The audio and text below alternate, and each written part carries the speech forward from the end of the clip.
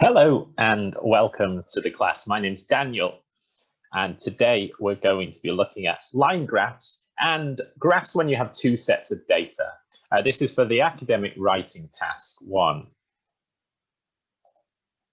If you have any questions after the class, go to the top of the page and click on the chat icon to send us a message.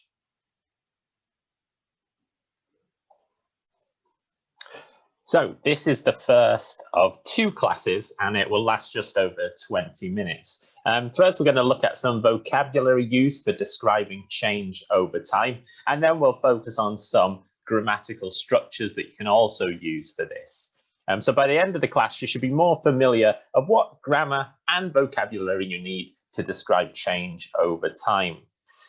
During the class, there'll be questions for you to answer. You can see these below the screen. I'll tell you when you need to answer them, and I'll give you about 10 to 15 seconds to answer each one. So let's get started. So we're talking about changes over time, but why is it important to be able to talk about changes over time? Well, it's really important for task 1. The majority of task 1 questions will require it. The only ones that probably don't are maps and processes. So you often get line graphs, bar charts, pie charts, and tables. And in these, they can often show change over time. So a value changing over time. Let's have a look at some here. For example, we've got this line graph here. And you can see it's got the different dates at the bottom here. So it starts with 2012 and it goes to 2019. Now this data changes over time, and we need to be able to describe this change.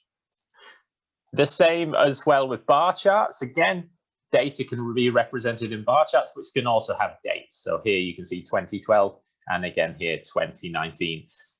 Again, we'll need to say, how does that change? So we'll need vocabulary for that. Pie charts can also show change over time. If one of them shows one date and another shows another date, that will show change over time. So things might go up and go down in that situation.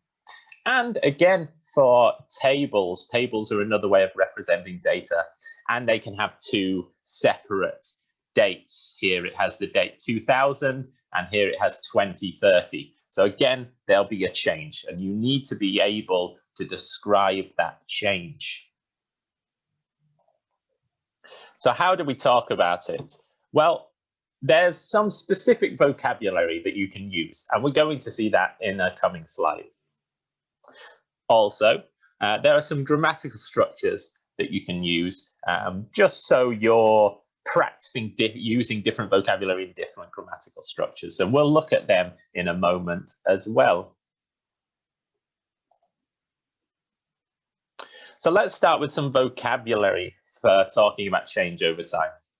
Well, the key things really are what changes can happen. That's what we need to know. And there's basically 4 changes. It's quite simple. Things can go up, which will be represented by this. The data on the number can go down. That's another thing that can happen, right? Which we'll represent as this. Things can stay the same. So when there's no change at all.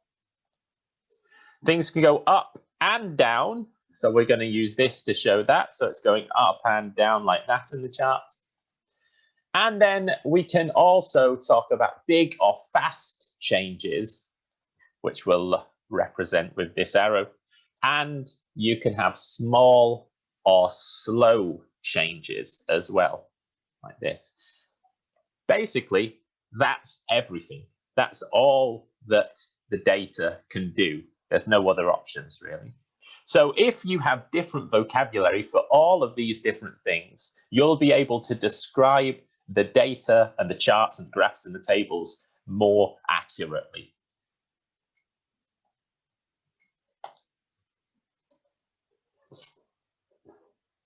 So let's look at some different synonyms for those different changes.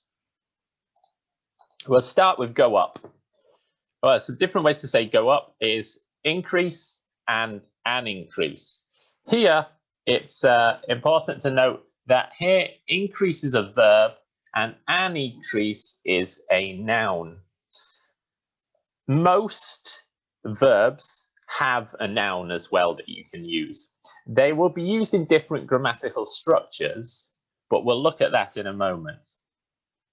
Other ones, rise is a verb and arise would be a noun. This means the same as go up. You could say grow and a growth is the noun. Again, just means go up. And rocket is the verb. And rocket is a little bit different in that it means go up very quickly. Let's look at ones for go down.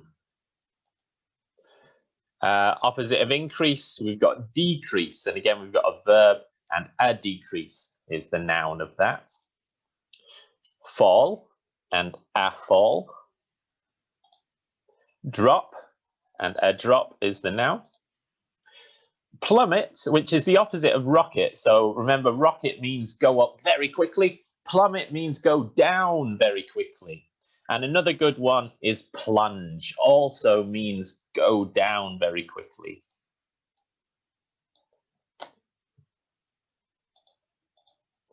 Now we'll look at ones for when something stays the same. Well, there's only a few here, but you could say remain the same.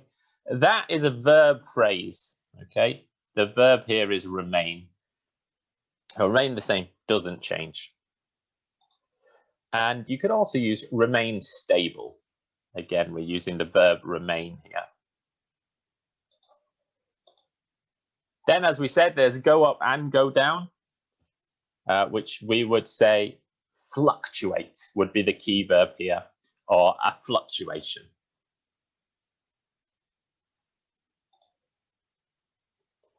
Then we also mentioned that you can have big changes. So a big change, you could say a dramatic change. Now here we've got adjectives. Dramatic is an adjective. And then we've got dramatically. You can see that it's got ly. That means this is an adverb. Again, like the verbs and nouns, they will go in different grammatical structures, which we'll see in a moment. So we've got dramatic and dramatically. They both mean a big change or a fast change. Considerable and considerably, again, talking about a big change. Significant and significantly. Substantial and substantially. And sharp and sharply. A little bit of difference here is that sharp and sharply doesn't necessarily mean a large amount, but it means quick. It means it changes very quickly. And then we can talk about small or slow changes. So we could say slight, a little change, or slightly. We could say steady, which doesn't really mean little, but it means slowly. It changes slowly. So steady and steadily.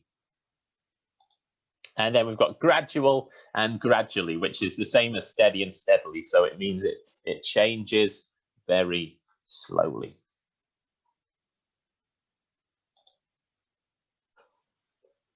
So how do we use this vocabulary? Well, there are two common grammatical structures that you can use. There are more than that, but this is a good starting point, really. The first one is this. There was a plus an adjective, plus a noun, plus the preposition in, plus the subject. Now, the subject is whatever the graph is talking about. So if the graph is talking about the number of drivers, then the subject would be the number of drivers. If the graph is talking about the amount of oil in a country, then the subject would be the amount of oil in a country. And we'll see here, it's important to notice that we've got adjective and noun. So when we looked at that vocabulary before, we could take the adjective from there, put it in here and take the noun and put that in there to describe it, okay? The second structure is this. Subject, that's the same subject, so the number of drivers, the amount of oil, plus a verb, plus an adverb. Now, this is really important to see that the verb and the adverb are together, like the adjective and the noun are together. It's pretty much impossible for the verb and the noun to go together, or the verb and the adjective to go together, okay? They don't work together, okay? The verb and the adjective, they just don't go together.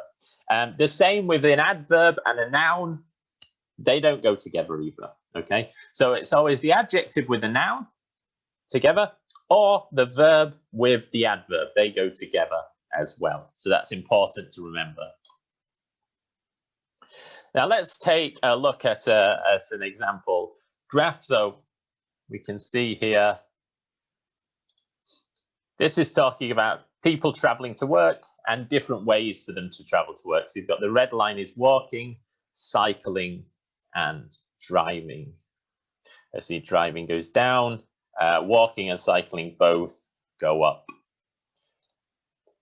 Now we're going to have a little bit of practice with these structures. So have a look at question 1 in the activity below the video. And I want you to answer which of these 5 sentences are grammatically correct. There was a gradually increase in walking. Traveling by car fell dramatically. There was a slight rise cycling. Driving was a sharp drop in traveling to work. And traveling on foot a rise significantly. So I'd like you to look at those for a moment and see if you can choose which ones are grammatically correct.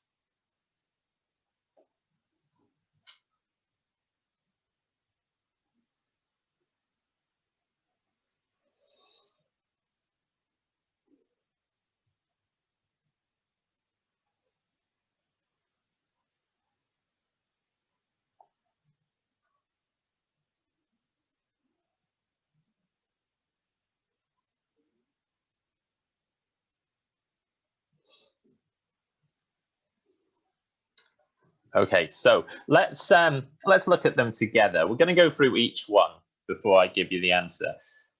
Well, this first one, is this grammatically correct? There was a gradually increase in walking.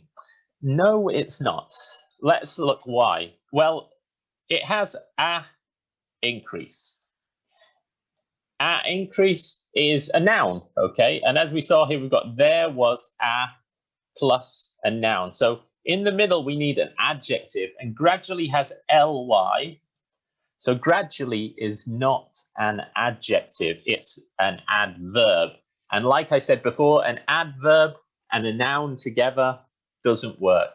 So if we wanted to make this sentence correct, we would have to say there was a gradual increase in walking. So without ly. So that one's not correct. Number 2, traveling by car fell dramatically. So the subject here is traveling by car. So we've got the subject. Fell is a verb. We said here a verb, and dramatically it has ly, so it's an adverb. So subject, verb, adverb is correct. It's this one here. It's B. So yes, that one's fine. Let's look at number 3. There was a slight rise cycling. Okay, well, it's this first pattern, A. There was a, fine. Slight is an adjective, so that's correct. Rise is a noun. Okay, we've got a rise. And then cycling is the subject. But we are missing something here. We're missing this in. You need this in, or it doesn't make sense. It's not grammatically correct without it. So with this structure, with adjective noun, we always need to put in. So that one's not correct. Number 4. Driving was a sharp drop in traveling to work. Well, this is a little bit confusing because we've got driving was a. We've got this was a from here, was a. And instead of there, we've put the word driving. And we've got a subject here. So traveling to work and driving, there's two subjects in this sentence, which is not correct. We don't want the word driving here. We want the word there. There was a. Sharp is an adjective, so that's correct. Sharp. And drop is a noun, so that bit's fine. And then we've got in, so that bit's okay. But this word here, driving, it needs to be the word there. So this is not correct, this sentence. And number 5. Oops. Traveling on foot arise significantly. Well, the subject here, we've got traveling on foot is at the beginning. So that's the subject of the sentence. Arise. Rise. Well, rise is a verb, but rise is a noun. So this is not correct because we need, after the subject, we need a verb here. We've got an adverb at the end, significantly, it's got ly, so that's correct, that bit. But arise here is not correct. If we want to make that sentence correct, we'd have to say traveling on foot rose significantly. So we'd have to change arise to a verb. So there was just one correct answer there, that was number 2.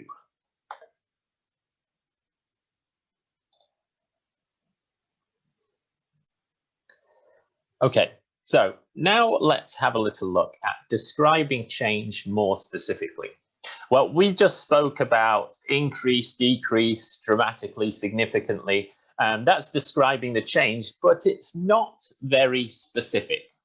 And when we're writing an academic writing task 1, we need to try to be quite specific about how it changes. So just saying people traveling to work by car increase dramatically is not enough. It's too general.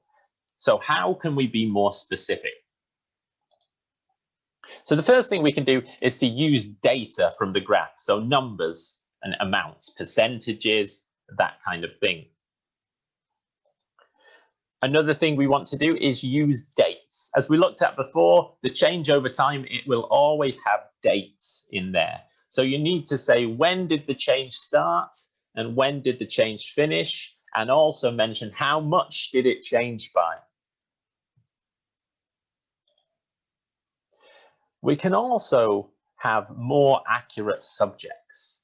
So just using the word cars as a subject, it's a bit too simple. We'd maybe want to say the number of people driving to work instead of cars. Okay, that's a more specific subject.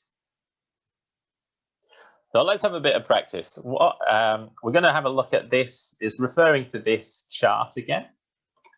And I'd like you to look at question 2 in the activity below the video and choose which of these is more specific. So we got between 2015 and 2017, the number of people driving to work fell dramatically. Traveling by car fell dramatically. Between 2015 and 2017, the number of people taking cars to work fell dramatically from around 750 people to just above 400 people. So I'll give you a moment to try to answer that.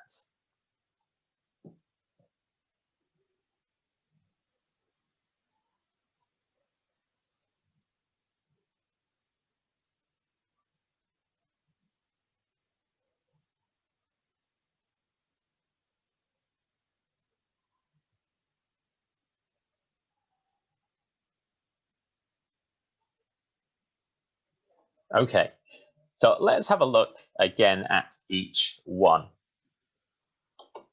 Well, this first one, it says between 2015 and 2017. So it uses dates. Excellent, that's good. We need to have dates. The number of people driving to work is also a specific subject as well. The problem here is that it doesn't give any data. So that was what we said here in bullet point 1, is we need to use data from the graph. Here there is no data.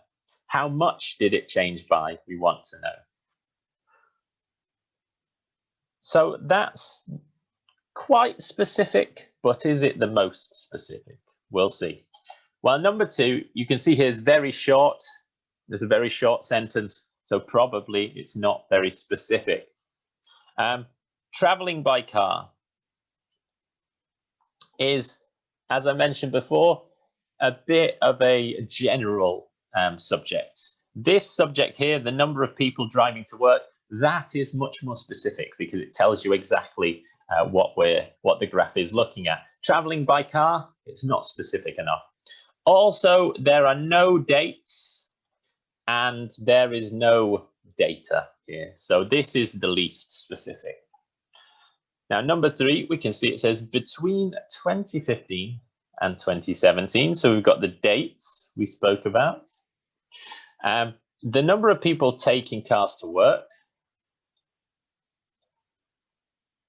So that's the subject, and that's a very specific subject, so that's great. Fell dramatically from around 750 people to just above 400 people. So it's used data from the chart, which is fantastic. That's exactly what we wanted. And we can have a little look at that here, 750 to just over 400. Let's see what it's referring to. So we're talking about number of people driving to work. In 2015, you can see here it's at 750 people, to 2017 for just over 400. So it's describing this part here, and it's describing it very specifically. It's using numbers from here, and it's using dates from here, and it's taking this, and it's putting it all into one sentence. Now, that is exactly what you want to be doing. Another thing that's really important here to look at is words like around and just above. Because this is nice to be if you're not sure what exactly the number is, but it's about that. So again, it's just making it more specific again.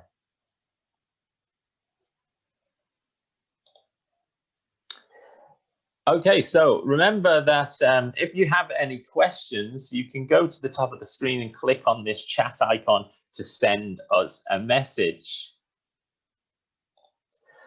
Well, that's the end of the class. Thank you very much for coming. Now it's important to take class 2 on this topic and do the extra training and practice activities. Thank you for joining, and we'll see you again.